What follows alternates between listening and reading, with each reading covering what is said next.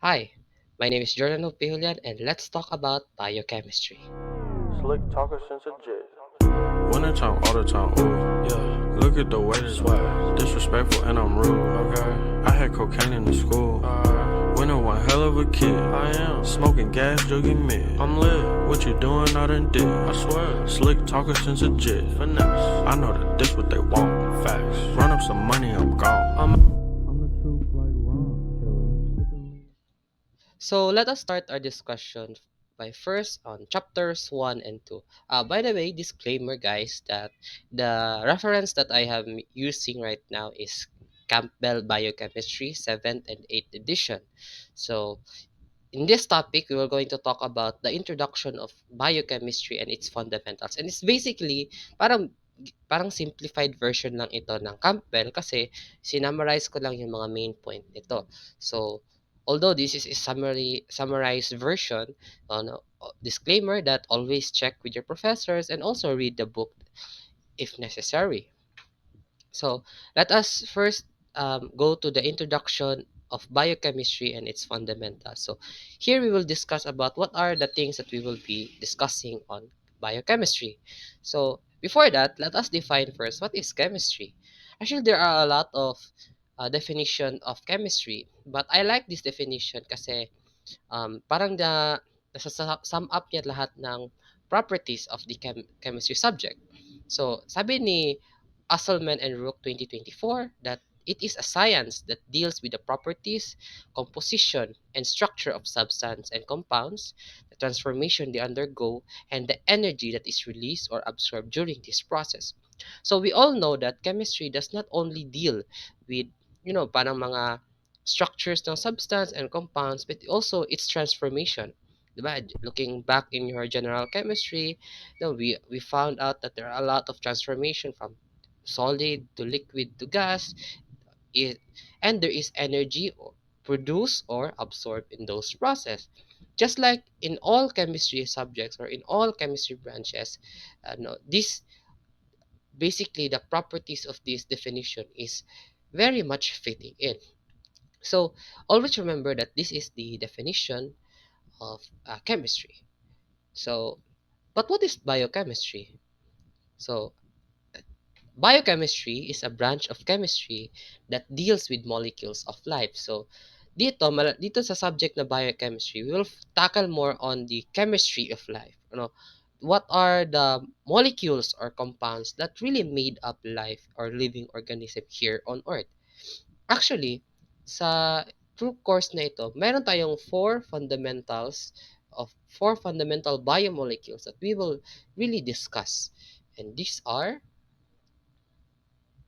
proteins, lipids, nucleic acids, and carbohydrates. They are also called as biomolecules. So these four fundamental biomolecules make up a living organism here on planet Earth. No, lahat ng lahat ng mga living organism na dito sa Earth, I don't know sa other planets baka wala silang ganito or mayroong marami pa yung components sila. But here on Earth, ito na four biomolecules make up a living system or a living organism. So, may protein sila, may lipids, may nucleic acids, and carbohydrates. Later on, throughout the course, no, may iisa-isahin natin sila at ano yung mga properties na bakit nagkaiba-iba sila. And ano yung mga helpful na roles nila here on the living organism. So, actually, the question on the origin of life is still parang an open statement sa science and excuse me, in all of the studies, no, it's still a mystery on how does life begin on Earth. So there are a lot of um parang theories behind this and hypotheses, but here in my slides, I only included yung mga common lang. So baka meron kayong malaman na mga famous theory, you can comment down below. So here we have the Oparin-Haldane hypothesis wherein it states that yung life or yung building blocks of life came from inorganic molecules and they form complex polymers. Actually, the Oparin-Haldane hypothesis was further elaborated to the Miller-Urey experiment, wherein they provided the first evidence that this hypothesis is true, wherein they replicate no yung early Earth atmosphere. Actually, meron dito sa slide. I will show it to you. Ito, this is yung parang apparatus na ginamit nila wherein they prove that from inorganic molecules or inorganic compounds, we form organic molecules or organic polymers or yung the building blocks of organic compounds or sub living molecules. So here they boil water so through this chamber, no, yung vapor nila pumunta dito, and this replicates itong parang circle shape dito, replicates the reducing atmosphere on the earlier Earth. Yung mga gases, may gases na nilagay nila. So the gases is composed of methane, ammonia, water vapor, and hydrogen gases. So mag-question kayo, bakit yung apat yung nilagay nila? So they believe siguro na ito yung predominantly na nag-exist noon na part, no? So, yun. Yun yung nilagay nila, and may yung replicate nila yung sparks or electric charges that through that nagpagbaba ng water vapor, no, through the condenser, yung may water droplets na nag-form na ng organic compounds. So dito, so these organic compound now form complex molecules like proteins, and those proteins form now the living system or the enzymes, then enzymes to living organism, then they form now what we are right now. So yun yung famous experiment, the Miller-Urey experiment. Ito, another is the RNA hypothesis. So actually, it's very important. This hypothesis actually is very crucial when we get to the kuan, central dogma of DNA or genetics. Kasi we will tackle more on this later on. Kasi during the early stage, they believe that actually ang DNA, yung DNA natin, ang definition natin sa DNA is yung dun kung saan yung genetic materials natin nakaput in. But here in RNA, they believe that early organisms, no, they do not have DNA but only has RNA. So parang binibilieve nila na ang RNA nagko-contain din ng kuan ng genetic materials katulad ng DNA. So later on, malalaman natin ano ang difference ni DNA o ni RNA.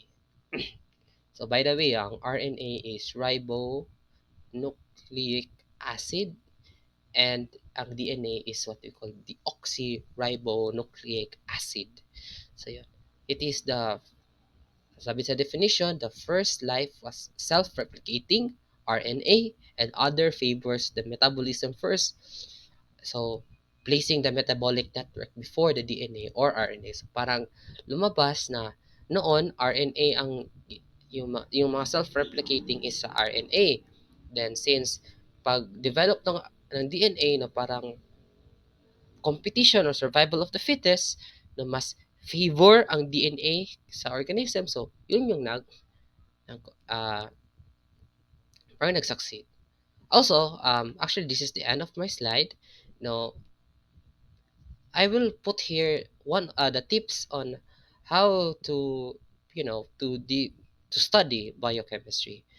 Guys, please remember that when we are studying biochemistry, always remember this golden rule all throughout our playlist. It is the structure function relationship. This is what my professor really stressed on us back when I was studying biochemistry. Now, always look at this structure function relationship. Kasi later on, malalaman natin kung bakit importante ang structure and function. And also note, guys, that actually some of you are came from organic chemistry, if I believe. So I'm assuming that you came from organic chemistry.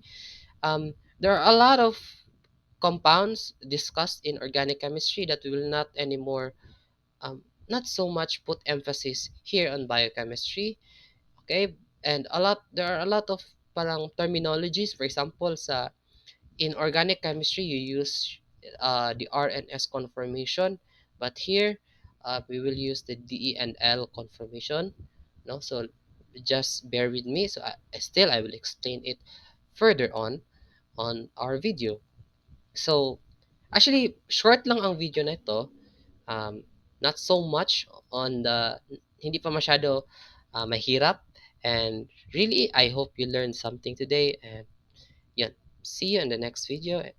Please like, share, and subscribe.